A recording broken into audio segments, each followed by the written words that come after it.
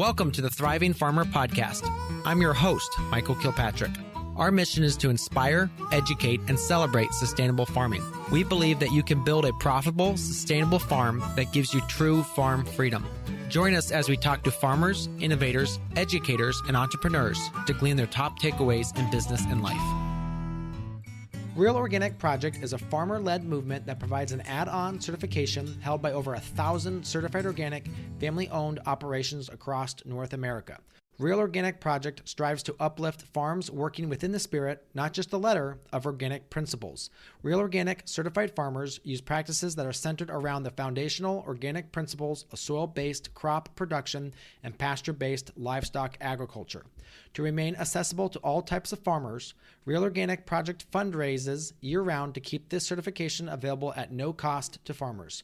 You can apply today at realorganicproject.org/thriving farmer. That is realorganicproject.org/thriving farmer. Today, my guest is Brad Russell of Chestnuts in the Ozarks in Omaha, Arkansas. Brad's lifelong respect for nature, along with his dedication to sustainable agriculture, has guided him and his wife, Sandy, to revive and sustain the long-forgotten legacy of chestnut farming in the United States. Brad, welcome to the podcast. Thank you, Michael. I'm excited to be here. Absolutely. So share a little bit about what got you started in chestnuts. No, that's a good question. I guess maybe stepping back, we purchased some property in '07 with not even thinking of farming at the time. Just kind of blessed along the way to kind of string some property together. And I wanted to find something, to do with the property. As you know, well, maybe this part of Arkansas is extremely challenging to grow, really anything from like soybeans to corn. What I do have is well-drained acidic soil. Did some experimentation, a proof of concept with some chestnut trees early on, probably 2014. And then I think 2019 is really when I saw, how the chestnuts were thriving here in the environment here, and really just started with mass planting. Probably approaching the 2,000 trees or better here in the orchard so far, but still at the early stages, and they're just slowly starting to kind of come into production. So then with chestnuts, obviously the biggest challenge is disease. So why don't we start talking history of the chestnut so we get started that way so people can understand kind of like what the current state is in the U.S. Yeah, it's interesting though, if you poll, 10 people, maybe one or two may know what a chestnut is. I think what they're going to remember is the song of chestnuts roasting in the open fire. But the blight, early 1900s, blight came into the United States. A lot of people don't realize this, but one of the greatest ecological disasters in the United States was the loss of the American chestnut trees. So the blight has pretty much, there are pockets of maybe some American chestnut trees left, and that piece there. But what we have here on our farm are blight resistant. So you've got a mixture of trees from some, I would say complex hybrids, American genetics, European, some Japanese, and primarily genetics from Asia. With our trees there. Gotcha. Because the American chestnut was a massive tree, if I'm not mistaken. I mean, it would be easily 100, 120 feet tall, 6-8 feet around at the base, some of them, and was a major food source. Agreed. I mean, it was known as the redwoods, as far as east of the Mississippi. The trees were really a staple to the United States during that time. It was essentially used, rot resistant wood, the chestnuts as a whole. I mean, it was something that that people relied on during those times. Yeah, absolutely. And the blight came over. Gosh, I'm just trying to remember. early 20th. So I forget what year it was, but it came in from people actually imported Asian chestnut trees, which I don't know why they needed to do that. Oh, but wasn't it for some of the zoos? I think actually it may have been one of the zoos because it came into New York City originally. Correct. Yeah. Um, and since then there's been a lot of, work to restore. Now, I know right now, actually, I don't know if you saw I'm sure you're aware of the news, that they're doing some genetically modified chestnuts, and actually, I guess there's some major fallout around that. There is. I think it was termed a Darling 56.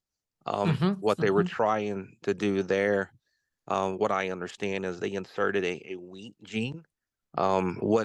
What the expectations were by inserting that wheat gene would provide the blight resistance to the American chestnut tree. Something happened there within the last couple of weeks. That information is still just kind of coming to the public, but there was a mishaps or a handoff during, I would say, during the growing of the trees and the testing. They identified a critical error in the genetics of the tree. So that project has been suspended. That doesn't mean that the effort to bring back the American chestnuts is over with, but it's taken a significant hit for the time that they had put into this, because they were going through the process of getting, I guess, approval from the United States government, Hmm. to get that approved, to be able to have that released, and people could start, growing the American chestnuts that were modified. Hmm. So then let's talk about what the disease does, because I mean, a lot of people can start growing chestnuts, but the disease will knock them back, correct? That is correct. I mean, we have some Ozark chicken pen chestnuts too. They were also impacted by the blight. I do have some of those, and those from the American Chestnut Foundation. I've got a few of those, and those are producing nuts. They're taking a different route than the American chestnuts, but what you'll see is that the tree may be able to reach to a height of and in maturity to be able to produce American chestnut, the nuts themselves. But at some point or another, they will succumb to the blight. Uh, for some for some reason, there on the West Coast, where you have pockets of American chestnuts, where I guess the blight, they have restrictions for importation of certain chestnut trees from shipping from other parts of the United States, where those, where the blight is not actually there on the West Coast. Hmm. And for some reason too, sometimes they can grow through the blight too. From what I understand, is that the blight will knock them back, and then they'll kind of like be down for a couple of years, and then maybe start to come back a little bit. Yeah, most definitely. There's probably stumps here in the United States that are just they're just amazing. I mean, just the trees as a whole, how they will just, the stumps are probably a couple hundred years old now, will shoot up, a central leader of the main trunk, um, get to a point where it will attempt to reproduce at some point, or maybe it doesn't even reach that level and then dies back. It's just an endless loop of trying from a Mm, survival perspective. gotcha.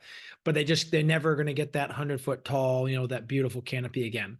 So talk us through a little bit of like the different ones you've got. You said you've got a lot of complex hybrids, and like the European chestnuts, they just don't get the blight because they are more resistant to it, correct? The Europeans, there's very little blight resistance in the Europeans, so they are susceptible to blight. Okay. Um, that, if I'm pronouncing it correctly, it's Castiana mollissima is the chestnut. The scientific name of the chestnut from China.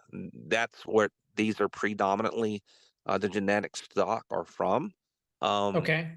so those actually have the blight resistance, but there's a lot of crossbreeding, cloud pollination that's occurring here across the United States, and specific, hand pollination that they're doing to create more complex hybrids. Gotcha. And the goal is that eventually we'll just get to the point that it's hybridized enough to get away from the disease. Yes, but not getting, exactly, but not getting back to that pure American at this point. So Yeah. these are Yeah. more And culinary chestnuts. So um, they're going to have that. They're going to have a larger nut than the traditional Americans, and from the individual or who you may talk to, they're going to be a sweeter nut too. okay. So the American chestnuts, they were a smaller and harsher flavored. Much smaller nut. Okay. They were still a highly coveted nut Yeah. for like human consumption, but if you're thinking about some of the others, the ones that we have and others are growing from the United States that are not American, they preferred as from taste testing to be sweeter than the Hmm. Americans. Yeah. And so then with your work, what you guys are doing, talk to us through a little bit of kind of like how the planting goes on your farm. Yeah. So most of our stock we've actually up up from where you live today is out of Ohio. A lot of bare root planting in the spring, so I have to be very careful in the planting process to the anticipation of the bare roots to get them in the time of the year where you can avoid frost because it seems like after you get those bare roots, they want to leaf out, and then if you have a frost or two, you could potentially lose those trees. So I'm planning. I've been planning on 30 rows 30 row spacing between each row, and then every Okay. 20 feet apart. But I've since gone down to 20 by 20 spacing. That way, Okay. a little bit more labor, a little bit more investment. But if you think about the long run, before you have to make decisions on what trees remain and which trees that you cull, you can make your money back from the chestnuts, the harvest from those trees, before you have to make the decision to actually, I would say, culling, terminating the tree probably around year 15, year 20. Gotcha. Okay. And then with the ones you're working with, are most of those going to be pretty resistant, or are you going to have your battles with the individual trees? No, not to the knowledge from the breeders that we purchased from. These are all um, blight resistant trees, and I want to be careful with the word resistant. And um, you hear like water resistant um, Yeah. from that concept there, right? So it's not uncommon that you could see you know some indications of blight, but they have the ability to heal over that and fight that Mhm. off, unlike the Americans. Gotcha. Yeah. And then, so with your planting, do you do any watering or you do any fertilizing? Kind of what's the care for them? Yeah, so no, that's a good question too. The first year is extremely important. That if you're doing the planting in the spring, I guess I'm a champion of fall planting, but getting bare roots in the spring, that first year is critical for actually having keeping them watered. And then not this year wasn't overly bad, but the prior year, I have a Mm, tendency of biting off more than I can chew. So I mm, thought I would individually decide to plant 550 bare roots, and that kept me busy that summer because I do have a day job. So mm. this is kind of I'm still in the corporate world, me and my wife. So it is a stretch, and there is a considerable distance from the farm to our home there in Bentonville, Arkansas. Gotcha. Okay. So getting out there is actually a bit of a challenge. It is. It's about a little bit over an hour and a half, but there's still a lot of um, I would say a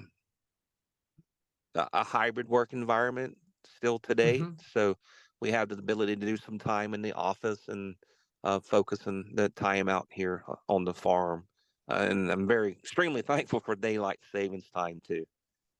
Gotcha. Yeah. So you had a little more time to work. Um, Share with me about if someone was interested in putting trees in, kind of like what would they need to think about?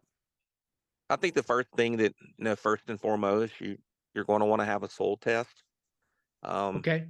Chestnut trees, like, you know, 6.5 or below, you're going to need Hmm. well drained soil. You need to be thinking about false frost pockets.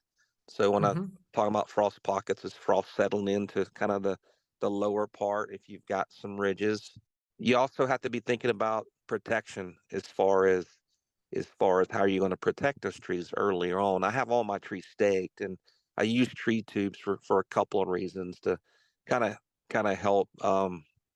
I guess as far as protect them from deer. It seems like everything loves to eat chestnut leaves, and not only the nuts Mm. themselves. Um, so there's an investment there. So you got to be thinking about fencing long term, some form of fencing. I know you mentioned fertilization. I typically don't fertilize my trees the first 2 years. Okay. Couple of reasons there is you really, if you have everything there within the radius of the tree, why would the tree want to venture out and from a root perspective, the roots could be Mm. confined to that area. So you want those roots to really anchor down and branch out around that tree, and then start with your fertilization. Gotcha. Okay.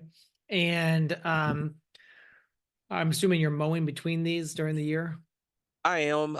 What I'm really doing is, there's always lessons learned with anything that you do within farming, and it takes, I guess, it takes time. And when I say time, is looking at your mistakes and seeing, coming back to that, and what could you do different. So I really just kind of took off, and I would say a pasture didn't really need a lot of TLC.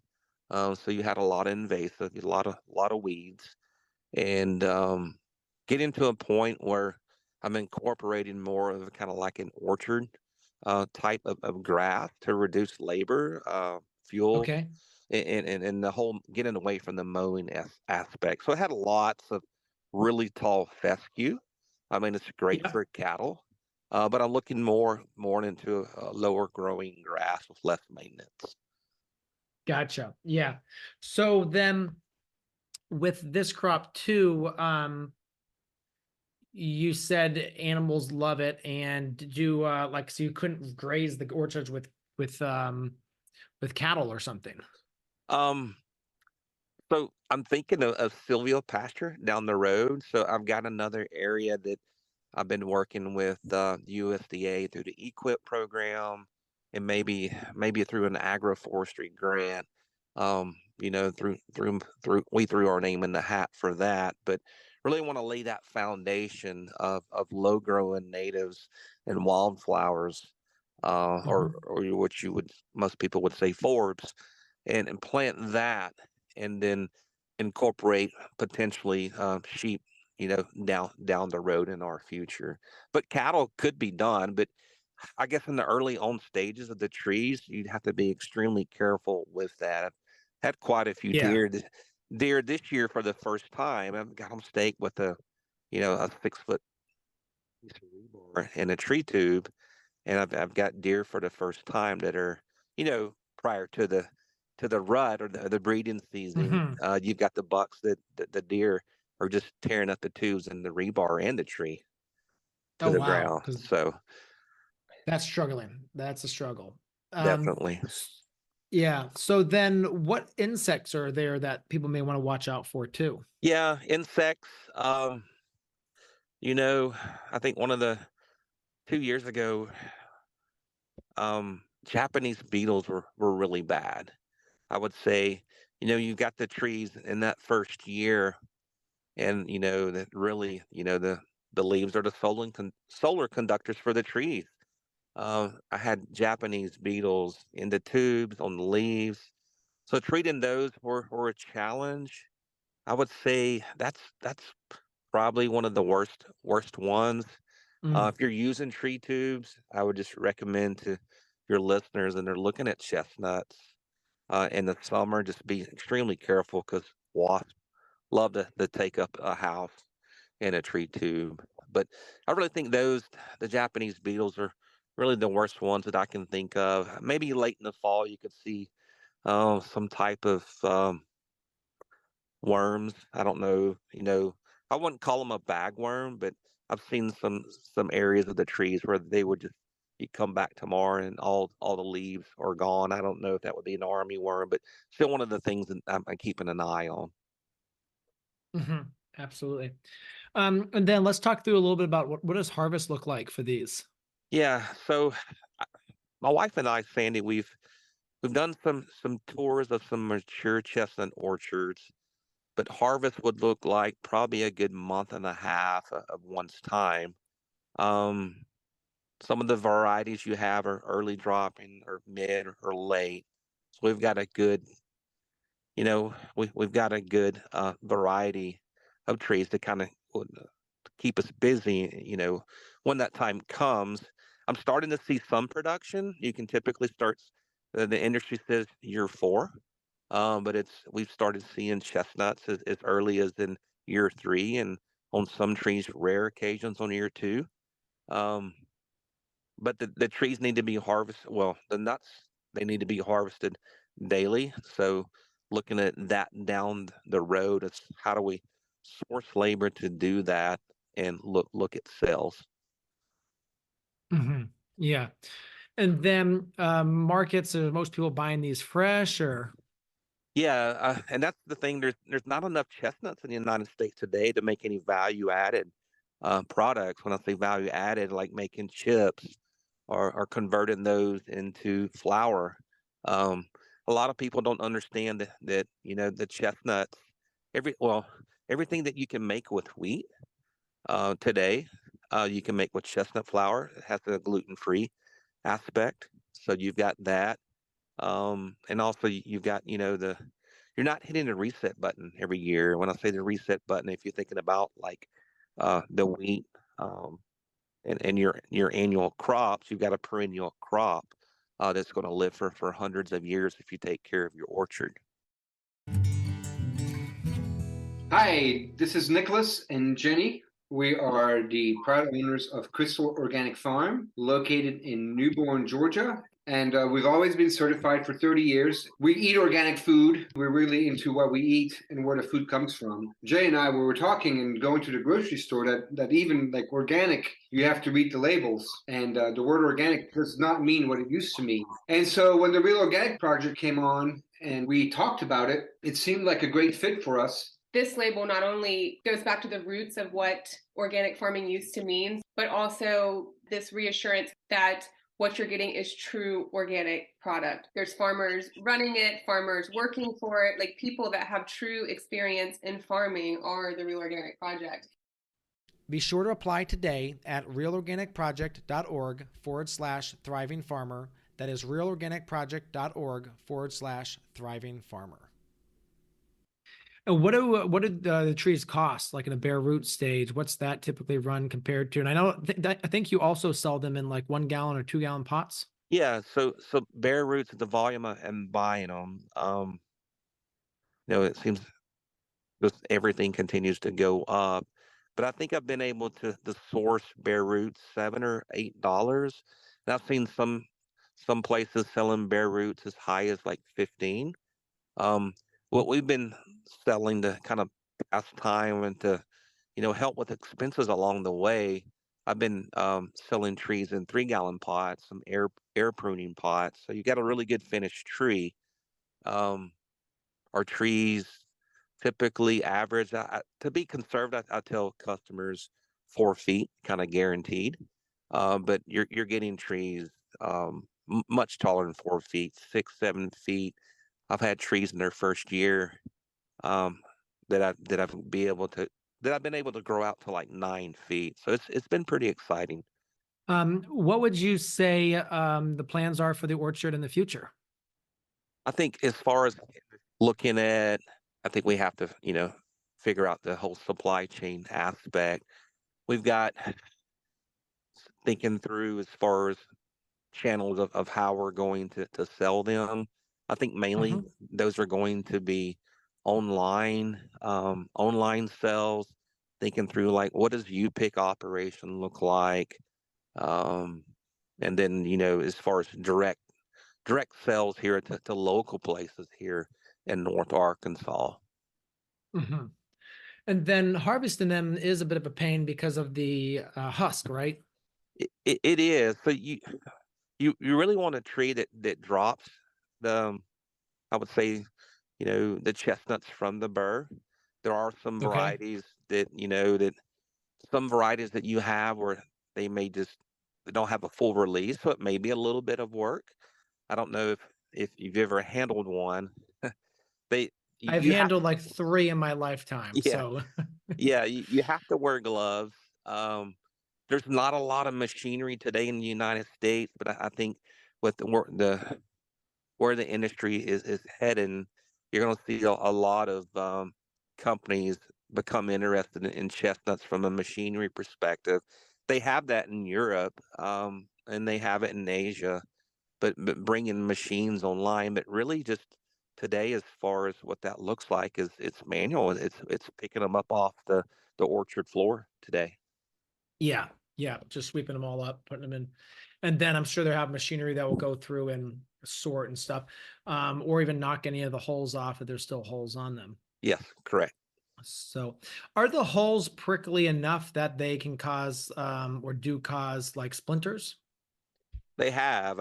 I've sometimes um, forget gloves, and I get a little ahead of myself and find myself getting splinters in my in the fingertip. So it's Yeah, it's it's not fun. If you've ever had a wood splinter, it's to that aspect there of getting one stuck in your finger.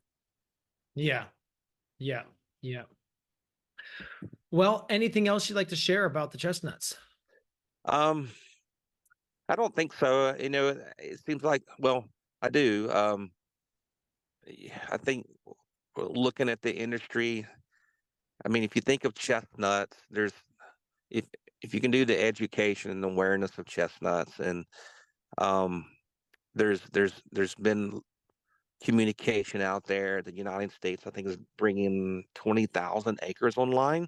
It doesn't. That sounds like a lot, but if you thinking of it is if you think of it as kind of what we have in production today is with wheat with 50 million acres, it's not a Hmm. lot, but it's just our agricultural model here in the United States. Um, I haven't, tendency to think it's broken. If you look at Europe and you look at Asia, they've been eating chestnuts for thousands of years. So it's perplexing that it's taken this long to kind of to start building, you know, um, building that out here in the United States, and kind of how it can kind of help get away from a lot of I would, as I mentioned earlier, just a reset button of just doing some of the annual crops and a lot of heavy inputs and a lot of heavy labor. Hmm. Yeah. Yeah, I think, again, it's easier to grow another 100 acres of wheat than to try to find a new crop many times. Correct. Yeah, yeah. Where can folks find out more about what you're doing? We have an Instagram page and also Facebook. Our website is chestnutsintheozarks.com. So that should also be pretty easy to kind of find on Facebook and Instagram. Very cool. So thank you so much, Brad, for your time today sharing about chestnuts, and look forward to keeping watching your journey and as your orchards keep maturing. Yeah, thank you, Michael. Appreciate your time today. Absolutely.